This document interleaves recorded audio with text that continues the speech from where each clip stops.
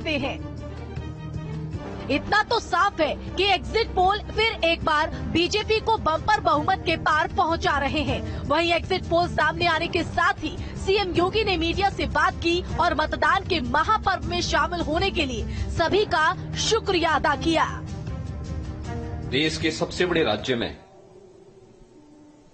7 चरणों में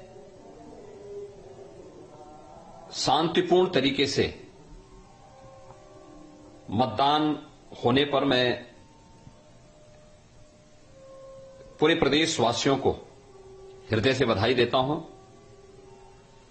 जिस उत्साह के साथ सम्मानित मतदाता भाइयों बहनों ने इस पूरी चुनाव प्रक्रिया में भाग लिया, वो अत्यंत अभिनंदनीय है। हर एग्जिट पोल में ये दावा किया जा रहा है कि यूपी में योगी मॉडल फिर एक बार वापसी कर रहा है। प्रदेश में योगी आदित्यनाथ के चेहरे पर बीजेपी ने जो दांव चला था वो कामयाब होता दिख रहा है। अब इंतजार 10 मार्च का है, जिस दिन ये साफ हो जाएगा कि यूपी की जनता ने क्या फैसला किया है और प्रदेश में सत्ता की चाबी आखिर किसको सौंपी है। Team news state. और इसी बीच सीधे रुक करेंगे बड़ी खबर का एग्जिट पोल पर संजय निषाद का बयान। तो ये मोदी योगी सरकार की नीतियों की जीत है। तो संजय निषाद की तरफ से जिस तरह से एग्जिट पोल सामने आ रहे हैं और प्रचंड बहुमत एक बार फिर से बीजेपी को यहां पर उत्तर प्रदेश में दिख रहा है, उसी पर उन्होंने कहा ये मोदी और योगी सरकार की जीत है। तो ये बड़ी जानकारी आपको दे रहे हैं। तो यूपी विधानसभा चुनाव को लेकर एग्जिट पोल जिस तरह से सामने आ रहे हैं उसमें एक बार फिर से बीजेपी वापसी करती नजर आ रही है और वो भी प्रचंड बहुमत के साथ।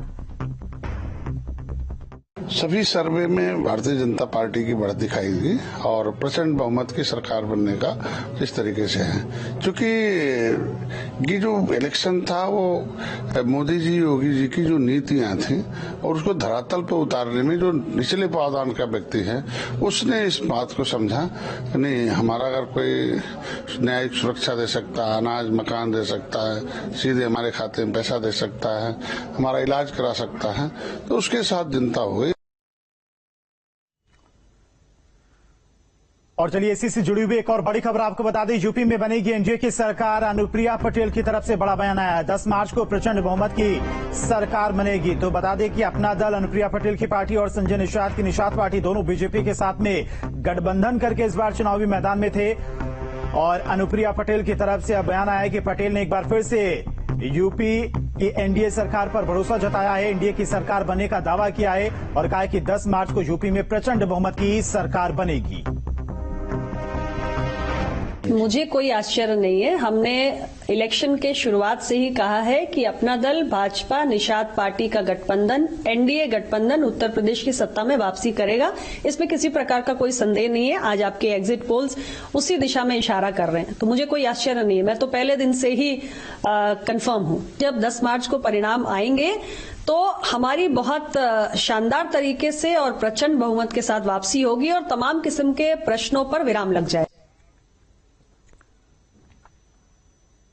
तो प्रचंड बहुमत का दावा जो है वो एनडीए की तरफ से किया जा रहा है और एग्जिट पोल भी कहीं ना कहीं इस ओर इशारा कर रहे हैं। तो एग्जिट पोल के नतीजों से बीजेपी गदगद है और बीजेपी के आईटी सेल के प्रमुख अमित मालवीय ने कहा है कि आजादी के बाद पहली बार कोई मुख्यमंत्री यूपी में दोबारा सरकार बनाने जा रहा है।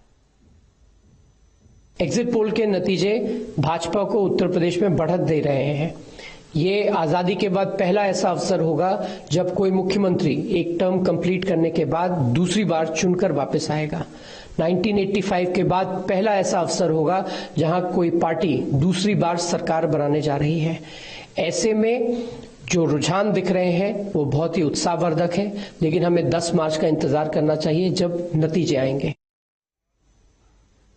चलिए बढ़ते आगे। यूपी में मतगणना से पहले ईवीएम की सुरक्षा को लेकर सभी दल सतर्क हैं। नोएडा में सेक्टर 32 फूल मंडी में ईवीएम की निगरानी के लिए प्रत्याशियों के समर्थकों ने डेरा डाल रखा है। समाजवादी पार्टी, कांग्रेस समेत सभी दल के कार्यकर्ता रात को भी ईवीएम की निगरानी कर रहे हैं।